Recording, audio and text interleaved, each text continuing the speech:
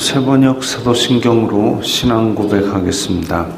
저는 전능하신 아버지 하나님 천지의 창조주를 믿습니다. 저는 그분의 유일하신 아들 우리 주 예수 그리스도를 믿습니다. 그분은 성령으로 잉태되어 동정녀 마리아에게서 나시고 본디오 빌라도에게 고난을 받아 십자가에 못 박혀 죽으시고 장사된 지 사흘 만에 죽은 자 가운데서 다시 살아나셨으며 하늘에 오르시어 전능하신 아버지 하나님 우편에 앉아 계시다가 거기로부터 살아있는 자와 죽은 자를 심판하러 오십니다. 저는 성령을 믿으며 거룩한 공교회와 성도의 교제와 죄를 용서받는 것과 몸의 부활과 영생을 믿습니다. 아멘. 거룩하신 하나님 아버지 감사합니다. 간밤에도 편히 쉬게 해주시고 새벽에 기도하는 자리에 불러주시니 감사합니다. 이 시간 저희들 마음 중심으로 주님을 경외하게 하여 주시옵소서. 예수님 이름으로 기도드리옵나이다. 아멘. 찬송가 287장입니다.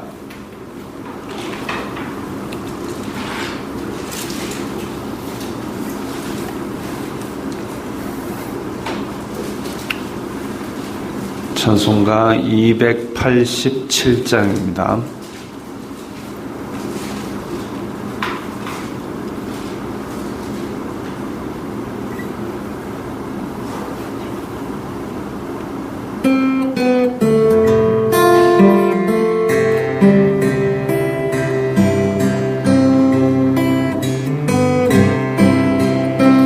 예수 앞에 나오면 제사함 받으며 주의 품에 안기어 편히 쉬리라.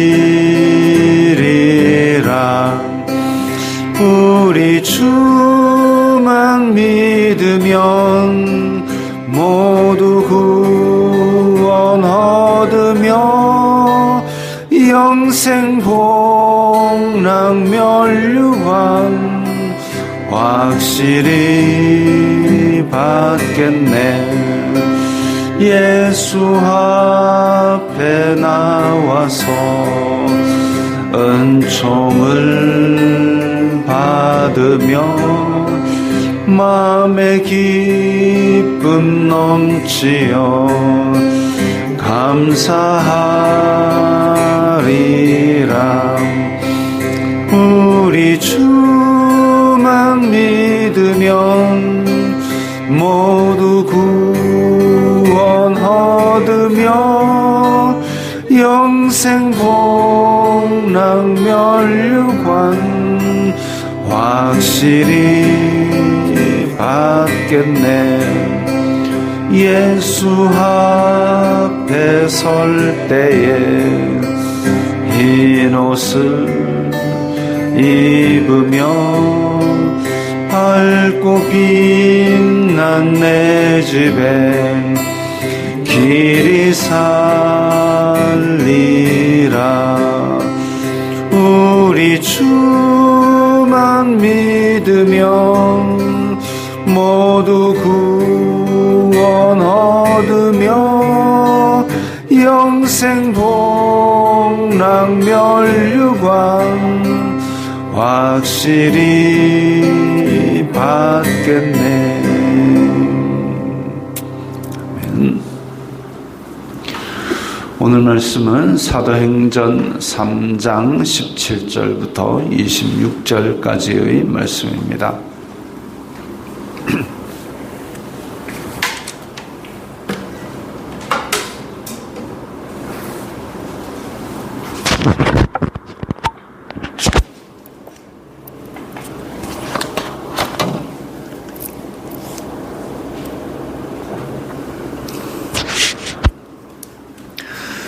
사도행전 3장 17절부터 26절까지의 말씀 함께 읽겠습니다.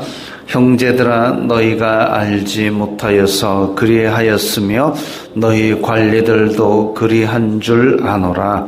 그러나 하나님이 모든 선지자의 입을 통하여 자기의 그리스도께서 고난받으실 일을 미리 알게 하신 것을 이와 같이 이루셨느니라.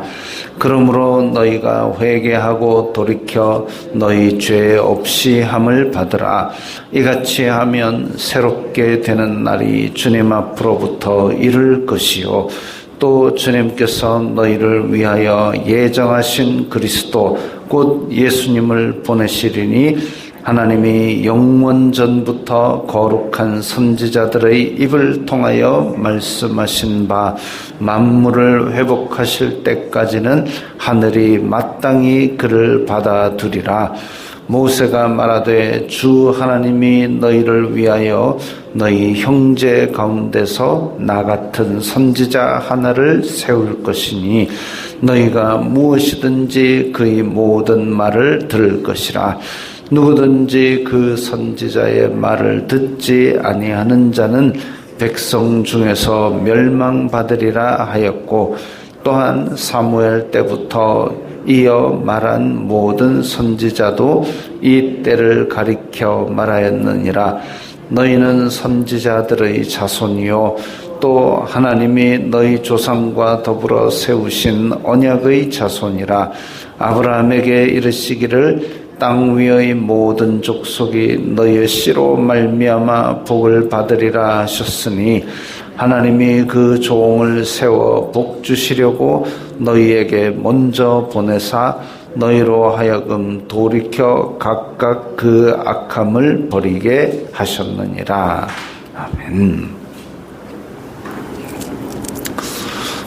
베드로가 백성들에게 지금 복음을 전하는 내용이 계속 이어집니다. 형제들아, 너희가 알지 못하여서 그리하였으며 관리들도 그리한 줄 아노라. 예수님을 못 박아 죽인 것이 알지 못하여서 그리했고, 관리들도 알지 못하기 때문에 예수님을 못 박아 죽였다. 예수님께서 십자가에 달리셨을 때 주여 저들의 죄를 용서하소서, 저희들이 무슨 짓을 하는지 알지 못함이니이다 한 그것처럼 이 사람들이 야 메시아구나 못 박아 죽여라 이렇게는 안 했다 이거죠. 그래서 예수님도 그러고 베드로도 그러고 너희들이 예수님이 구세주인 줄 몰라서 죽였다라고 그렇게 이야기하지만, 그 죽인 죄는 어디 가는 게 아니죠. 몰라서 죽여도 죽인 건 죽인 거지요. 다만 예수님께서 그야말로 놀라운 은혜와 자비로 너희들 몰라서 그랬지 하고 덮어주시는 겁니다.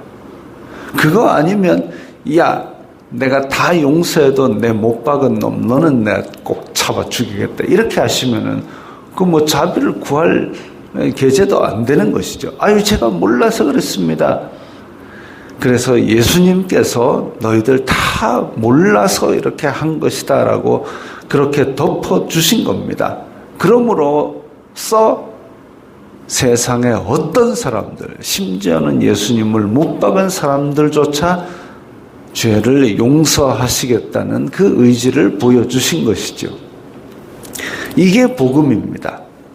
이게 복음이고, 이전에는 알지 못하던 세대였지만 이제 이렇게 선포되었을 때는 핑계치 못하는 것이죠.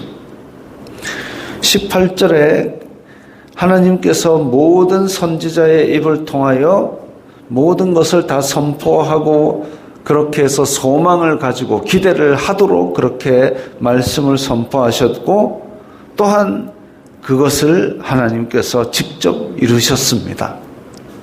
그리고 그 이후에는 이제 우리에게 선포된 말씀이고, 이로 말미암아 우리는 또 옛날은 선지자의 말씀을 통해서 메시아께서 오신다라는 소망을 가졌다면 이제는 우리가 지금부터의 말씀을 통해서 예수 그리스도의 재림을 소망할 수 있습니다.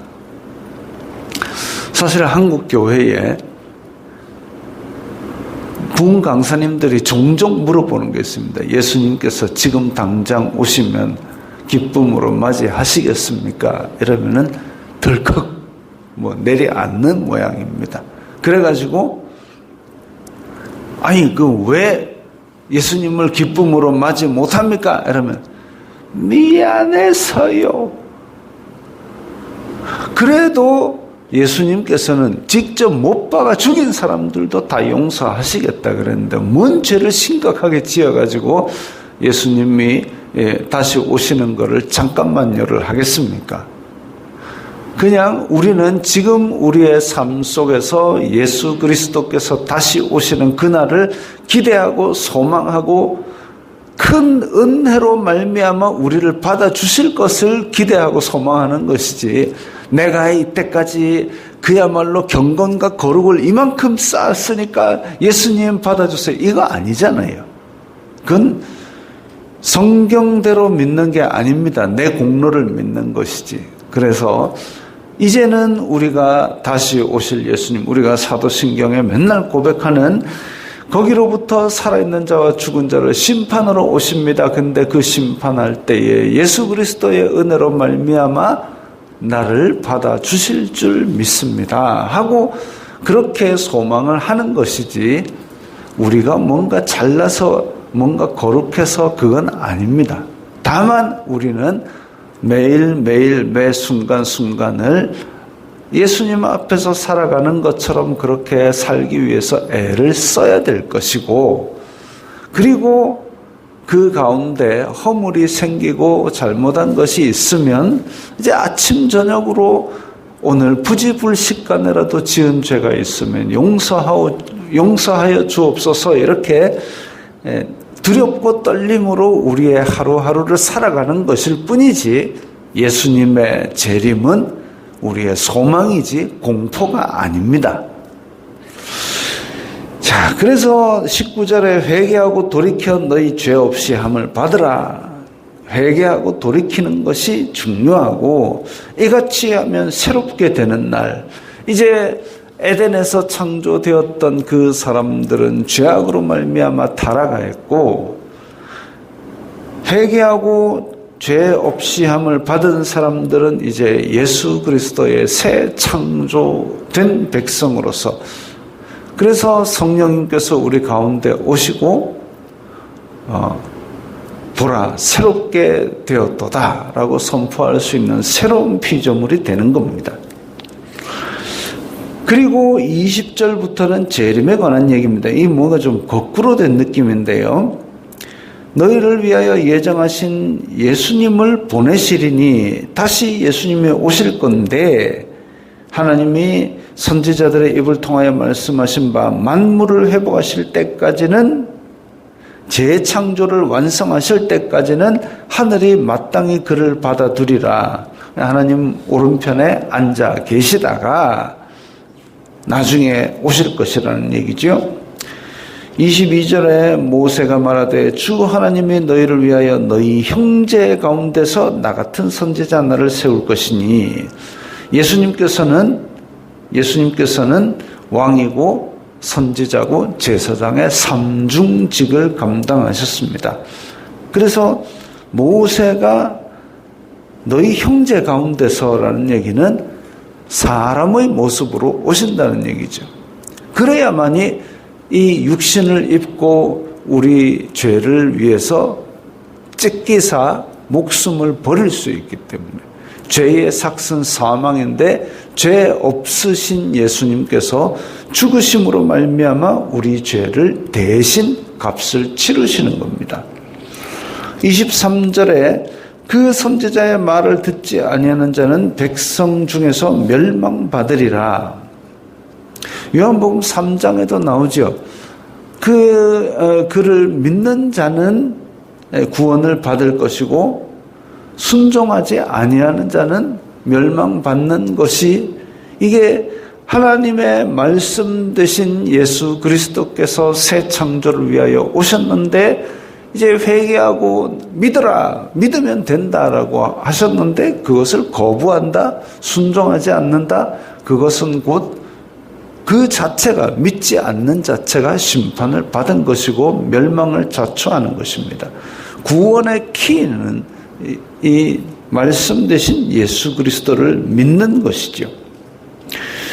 25절에 너희는 선지자들의 자손이요 또 하나님이 너희의 조상과 더불어 세우신 언약의 자손. 아브라함은 단지 유대인의 조상이 아니라 모든 믿는 사람들의 조상, 그래서 믿음의 조상이 아브라함이라는 겁니다. 그래서 단지 유대인들만이 아브라함의 후손이 아니라 예수 그리스도를 믿는 모든 족속의, 모든 열방이, 모든 족속이, 모든 민족이, 그래서 이방 민족까지도 모두 다 예수 그리스도를 믿으면 아브라함의 자손이요 언약의 자손입니다. 26절에 하나님이 그 종을 세워 복을 주시려고 너희에게 먼저 보내사 너희로 하여금 돌이켜 각각 그 악함을 버리게 하셨느니라. 그 악함을 버리는 것이 회개한 사람들, 믿는 사람들의 당연히 마땅히 해야 될 일이죠. 그렇다고 우리가 하루에도 죄를 한 번도 안 짓고 사느냐? 그거 아니지 않습니까? 마음으로 죄를 짓고 입술로 죄를 짓고 행동으로 죄를 짓는 것이 이 땅에 사는 동안은 계속 이어질 겁니다. 어떤 사람은 죽음에 대해서 뭐라고 얘기하냐면 죄 짓는 걸 멈췄다라고 얘기합니다. 그 정도로 사람은 육신을 입고 있는 동안은 날마다 죄 속에서 살아갑니다. 그러나 그 죄 속에서 살아가는 연약함 가운데도 이 예수님의 은혜만을 붙들고 용서하여 주옵소서, 주님께서 나의 죄를 대속하기 위해서 피 흘려 주신 것을 믿습니다. 이 날마다 고백하면서 살아가는 사람, 그 사람에게는 하나님께서 은혜를 베푸시는 거죠. 그 믿음을 보시고 그 믿음의 상을 베푸시는 것이 죄 용서 받는 은혜입니다. 그러면서 동시에 우리가 뭐라도 착한 일을 하고 말씀에 순종하고 이렇게 하면 그걸 기뻐하시면서 상까지 주십니다.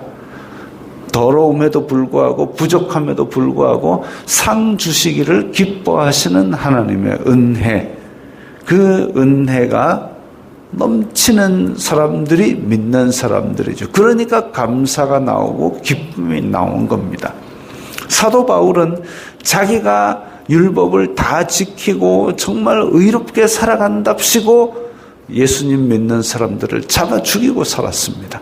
그런데 그것이 어느 순간 예수님께서 야, 너 왜 날 핍박하니? 라고 하는 순간 이 모든 것이 잘못된 것이었구나. 그걸 깨닫고 가장 강력하게 주장한 것이, 그래서 고린도 전서부터 저 뒤에 무슨 디모데 후서까지 그 모든 서신을 통해서 구원은 율법으로 받는 것이 아니라 오직 믿음으로 받는 것이다. 나는 죄인 중에 괴수인데 그 제일 끝에 모지리같이 사도가 된 나조차도 예수 그리스도께서 큰 은혜를 내려주셨다라고 고백합니다. 그래서 은혜 위에 은혜로라라고 말씀하고 계신 것이죠. 우리 또한 조금만 잘못하면 내가 뭔가 거룩을 쌓는 것 같은 그런 착각 속에 사로잡힙니다. 그게 아니라 오직 예수 그리스도께서 너희 몰라서 그랬지라는 그 은혜 가운데서 우리가 구원의 감격을 누리고 사는 거지요. 그렇게 감사하는 마음으로 이 은혜를 믿고 오늘 하루도 예수 그리스도께서 살아가신 것처럼 닮아가기 위해서 애쓰는 우리들이 되기 바랍니다. 기도하겠습니다. 거룩하신 아버지 하나님 감사합니다. 예수 그리스도의 큰 은혜로 말미암아 저희들이 구원함을 받은 줄 믿습니다. 또한 예수 그리스도의 다시 오실 날을 소망하며 오늘 하루도 두렵고 떨림으로 그 기쁨 속에 살아가게 하여 주시옵소서. 예수님 이름으로 기도드리옵나이다. 아멘.